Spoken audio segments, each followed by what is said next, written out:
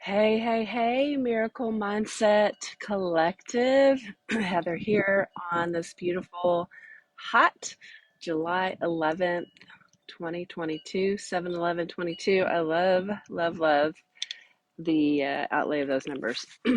And as you're jumping on or watching the replay, I love knowing that you're here. So say hi in the comments. I trust I can see them. I don't know. I choose to know.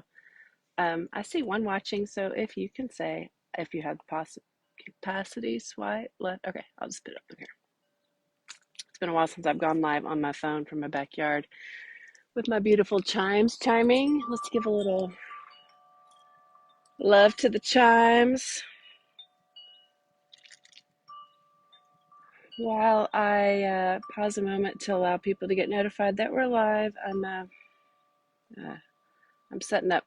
I have been really drawn to my orange oil lately and adding it to my water, putting it in my diffuser, putting it on, and I'm adding a drop of peppermint to my water too because it's super refreshing.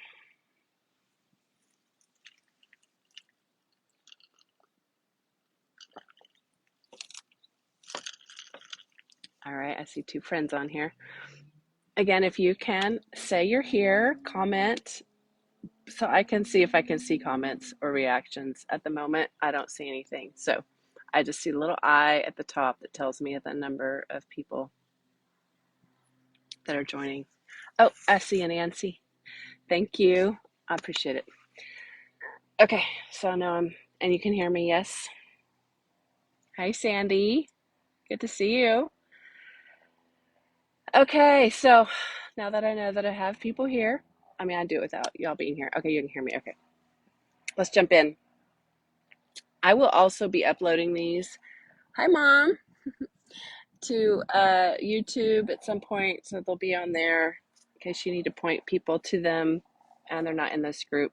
So today I heard I heard some over the week. I heard from a couple of people in Messenger. And so you can message me your requests for topics. And also, there was a comment on the post, and I'm going to start with that one for Crystal. Left eye twitching. So, Crystal, this one's for you. Left eye twitching.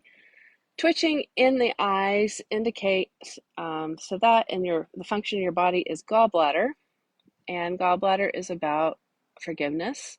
And whenever we have twitching in our eyes, typically it's going around the eyes, left eye, right eye.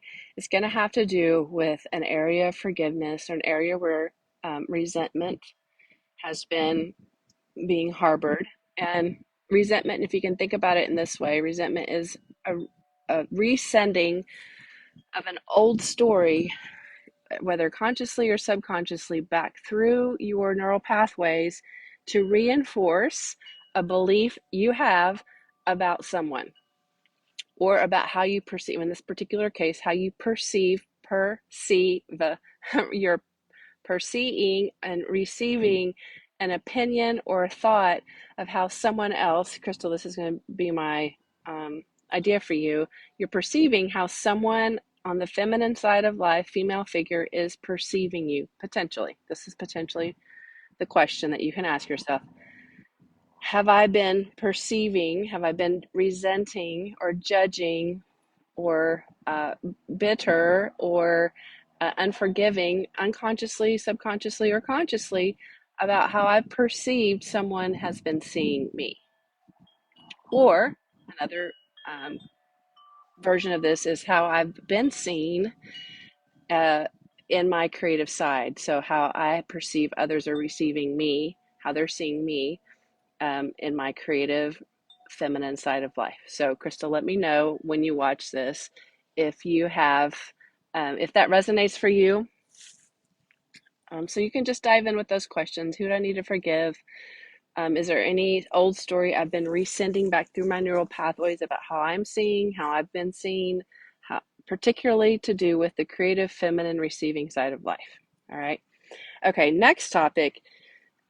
This is a good one, and it came up for me in a brand new way. What do you do with those thoughts of judgment and criticism.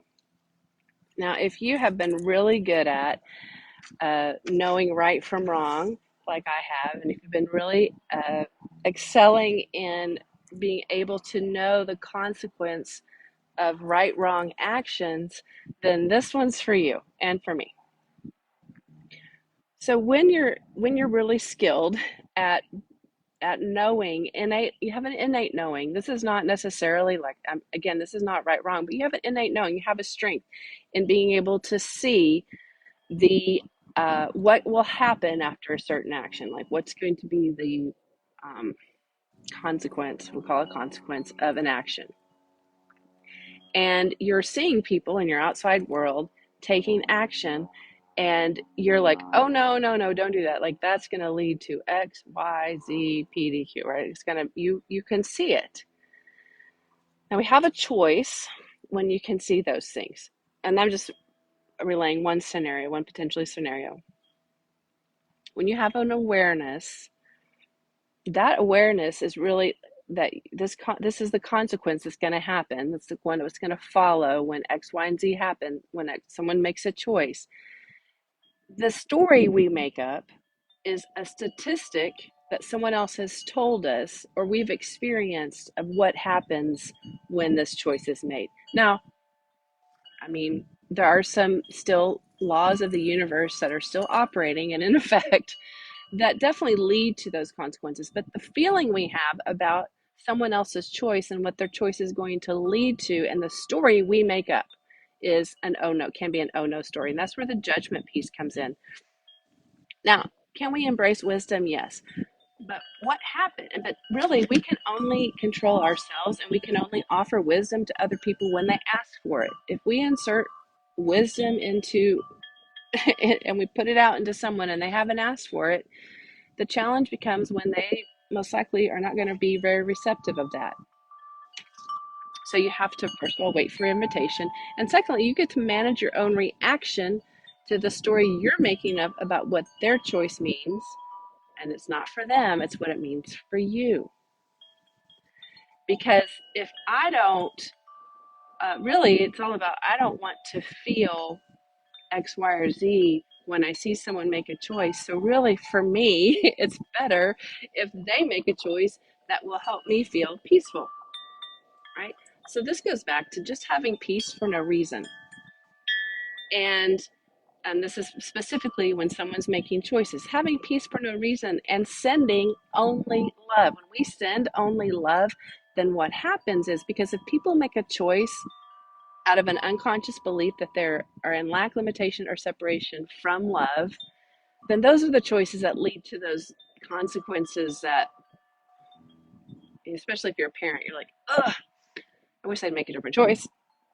And so when we send love, when we envision love surrounding and enfolding people that are making choices that we have an intuition about, then what happens is we support the activity of love in their life. And if we're supporting the activity of love in their life, then that supports them in making a choice that is more in line with their well-being than their less than their well-being. Now, another piece to this is the thoughts we have. Thoughts we have, where we can like see people, and then we may have a thought that enters in our head that could be classified as a judgment. Do I believe that there are quote unquote choices that are higher choice? I really like, for me, rephrasing it as, instead of a right choice and a wrong choice, a higher choice, a choice that's a possibility to make a choice that is more in alignment with love's action in our life. Absolutely, I do believe that. However, I do not have all of the components and the pieces of where someone else is in their path. I just don't have those, not in my current state. I don't, and if I pause, so if I react to a trigger of someone else's choices, or if I see someone and it triggers a thought in my mind of judgment, I have a choice. I can go with the story making process that's leading to a consequence or leading to less than love being fueled in my own body and my own thoughts, or I can pause and make a new choice. And I can recognize that thought of a judgment can be multiple things, but I'm going to go with these are the things that are coming to mind. It can be a thought form outside of me that that person carries that has just influenced my own thoughts. It has entered into my own thought energy, and I get to notice, is that my thought or not my thought? If it is my thought, then there's a process I can go through within me to clear and to activate love. Okay. If it's not my thought, I can go through a process to clear and activate love. It's really the same result. So it can be a signal to me to send love. I can also send judgment. I can send fear. I can send worry. I can send sad. I can send grief. I can send anger. I can do all the things, and they're not wrong to do that. As long as I am in me staying in my own love and only amplifying God's love in me and only sending love, because love covers a multitude of thoughts that are rooted in lack, limitation, and separation that lead to behaviors that come from a place of lack, limitation, and separation, instead of remembering we are always fully and completely loved. So the way to realign under love is to recognize, oh, I have this thought. Now, here's the key. The biggest key here is not just shutting those thoughts down, which I do, you can cancel clear the thoughts all day long. The most important step after you become aware that you've had the thought and you cancel, delete, clear it, and you start to clear it within you is to replace your thought with a blessing. So many years ago, before I was introduced into conscious language and Roma freedom and all those things, I was sitting at a amusement park near us, waiting for my children to get off of a ride. And I was just people watching. And I became into awareness of my unconscious critical thought pattern that was running. Like, oh my gosh, I can't believe they dress like that. Oh my goodness, can those parents please control their kids? I mean, like, it was like on and on. I was like, whoa, like, wait a minute, what am I partnering with here? What am I agreeing with? What am I coming into agreement with? And I stopped and I made a conscious effort to bless in my thoughts every single person that passed by. So you can allow, if you're like have a gift in this area of picking up this energy, you can allow it to become the catalyst for powerful prayer and blessing. Not so that you feel better about them. And I mean, it's okay if that's where you start. It's so that they can experience blessing. This is the righteousness, the right-use-ness of our thoughts. Our thoughts aren't right or wrong. Our thoughts are signals, and it's what we do with our thoughts, how we use them as a catalyst for blessing and love, or for further judgment and criticism, and feeding the energy of that thought form so that it can continue to live on in the life of the person we're judging for our own life. And it's okay if we've done that. Oops, I recommit to only sending and receiving love. So when you only send and receive love, what's new and different for you? And when you get tripped up with your triggers, it's okay. Just go, oh, I tripped because there's a barrier. I mean, like I tripped over something on the floor, like the rug is, let's just imagine, okay? So what can I do to smooth out that rug? I can just start sending blessing. I can take the negative thought pattern or the thought pattern, and I can say, what is the strength returning here? If this person seems to be giving off this vibe of choices that are leading to less than life-giving circumstances and less than life-giving return on their choice, then I can say, okay, then maybe they're really here to empower or to show love, or just do it really simple. Send love, and then if you have the capacity to say, okay, what's the 180 of this choice, or the story I'm making up about what this choice means, and then just start to bless the hell out of it, right? Like, we're here to bless hell out and insert heaven in. So what can you do to be the conduit and the source of heaven entering into the biofield? We all carry a biofield. It extends out to about, on average, the extent of your arms. It's your heart. You can do heart math. You can look into heart math. Your heart actually sends out this beautiful energy pattern, and you begin to amplify that. And then when you begin to feed it in someone else, you begin to amplify it out for them as well. Okay? All right. How's this sounding for you? How's this landing? Let me know.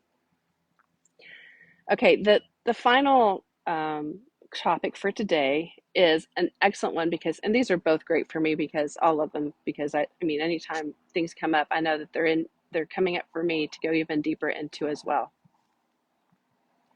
Let me just back up. I want to back up to the struggle with judgment. What we're really doing here is we're stepping back into righteousness, which is love, which is the right-use-ness of our power, which is sovereignty. So when we are in right-use-ness of our own power, that is sovereignty and that is righteousness.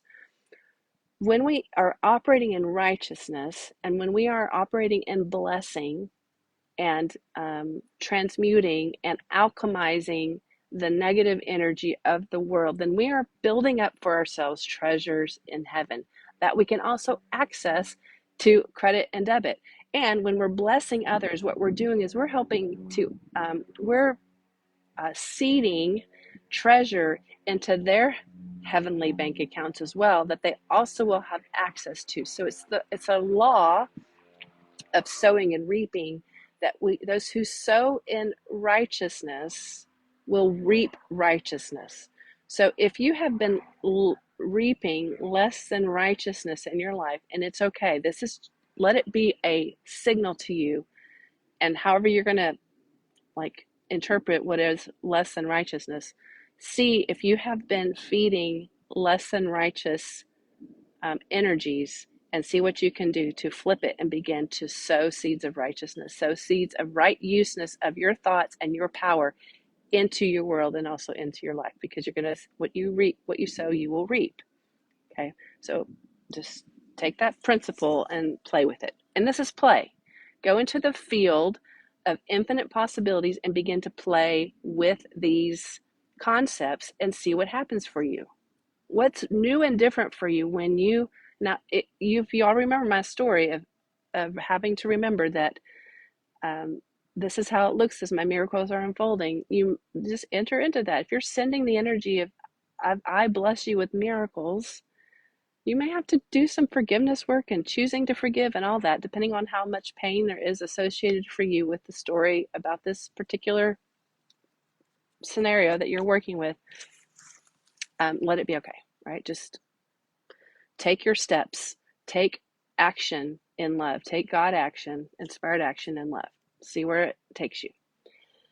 Okay, so this leads to the final topic that I'll share on today, and that is, if you are moving, if you have been, oh my goodness, I have like these little ants crawling all over me. I apologize. I realize I'm sitting in it. Not fire ants, thank goodness. If you have been in a pattern of striving, efforting, and hustle, and you have been applying rest and trust with me, you've been remembering, okay, we're going to rest and trust. And this was a comment. It was a beautiful conversation to have with someone. So the question was, um, when is the time to rest actually become, okay, I'm going to pause so I can return renewed to whatever I've been working on. Like, what's the balance? Like rest, and what happens if my rest actually turns into atrophy of muscles? This is how this conversation went. So, and this was what came to me, and so I'm going to share it with you because I've also been like, this has been coming up for me. So I've been in a big season of rest, and I've had some fear also around, okay, like, am I allowing my muscles, both physically, spiritually, emotionally, like all the things, to atrophy? And what came to me is, if you have been in a strong masculine energy of do, then your muscle of efforting, hustle, and striving is going to be like built up. So imagine you have the right side of your body and you have been powerlifting only on the right side of your body. And so you have this super muscular right hand side, and like this left hand side is, I'm just using this as a visual, is it is what it is, you know, it's just whatever it is, like however much you've been using that side. And so in order to bring balance, we have to back off of all of the efforting, striving, hustle muscle that I really think we're moving out of using it altogether to develop a more balanced ecosystem in our energy and our power and our will to do things. Now, I'm not talking about willpower, I'm talking about the will of your sovereign choices to create what you choose instead of being driven by a fear based reaction. I have to get this done or else. If I don't get X, Y, and Z completed, what about fill in the blank?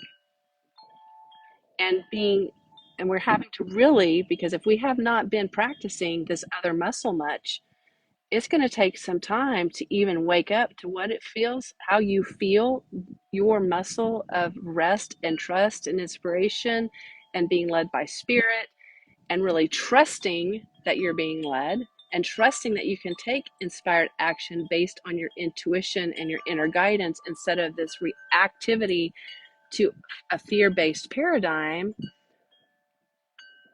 It's okay, because let me remind us, we're in divine timing and everything is happening in divine order. I'm looking at my notes here.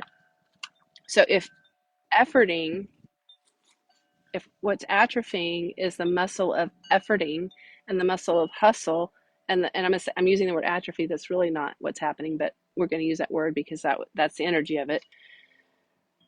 And you can see it as what's happening is a redistribution of your awareness and your energy so that you can be more aligned and more in balance in your body, in your mind, will, and emotions, in your spiritual capacity to take immediate action when you feel led and guided within you, instead of having to react in fear to a bank account balance, to the opinions of family members or friends, to world events, to government changes.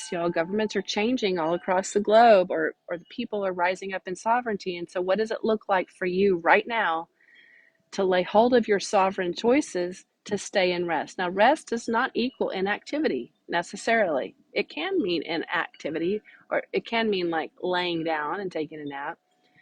It's really, it's a place where you can live. It's a reality you can live in, where these outside things are not influencing your choices. You're making choices out of inspiration, out of divine guidance, and in divine timing and divine order.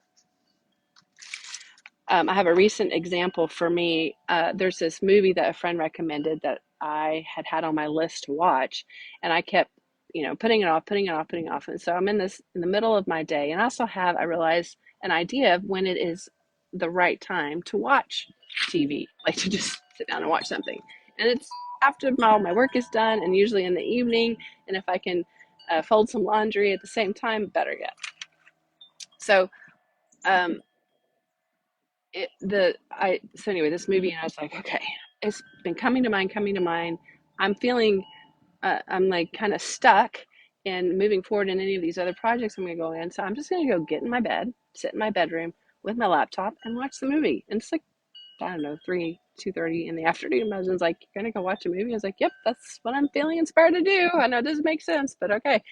So I went and I watched this movie, and at the end of the movie, I closed the laptop, I got up, and my husband and I went for a walk, and I had the most energy on that walk.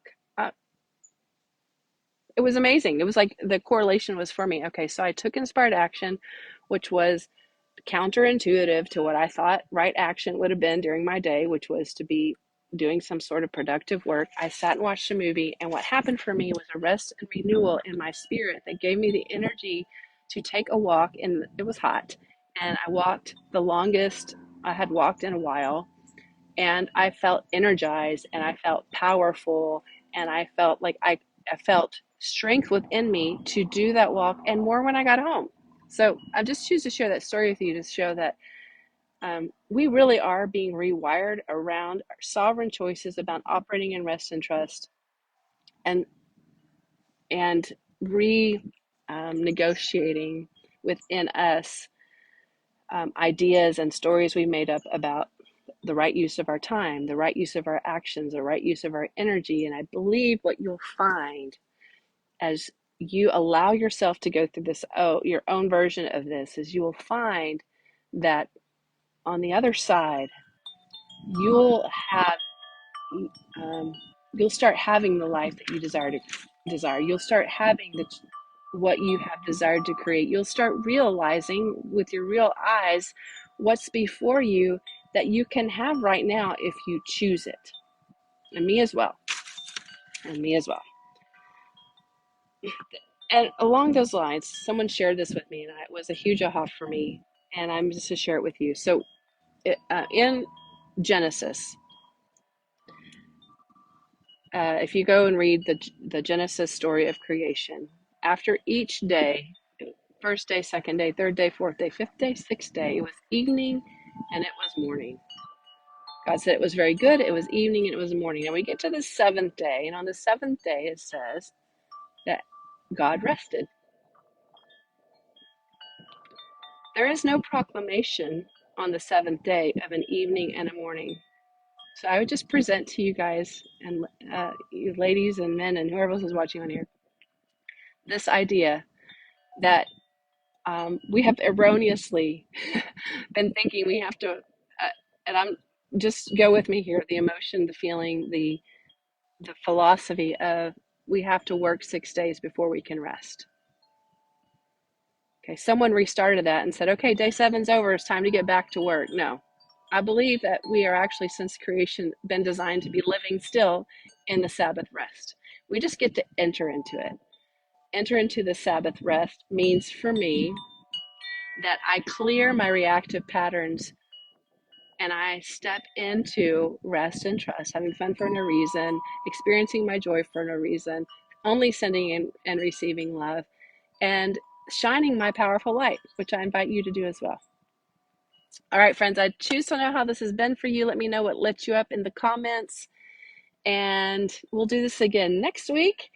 I did not share that post, so you could, yesterday, like I normally do, I got caught up in my day and all that jazz, and so and you can always message me privately and say, here, can you share on this topic for next week's poolside chat? And I will see you all for sure next week, if not before.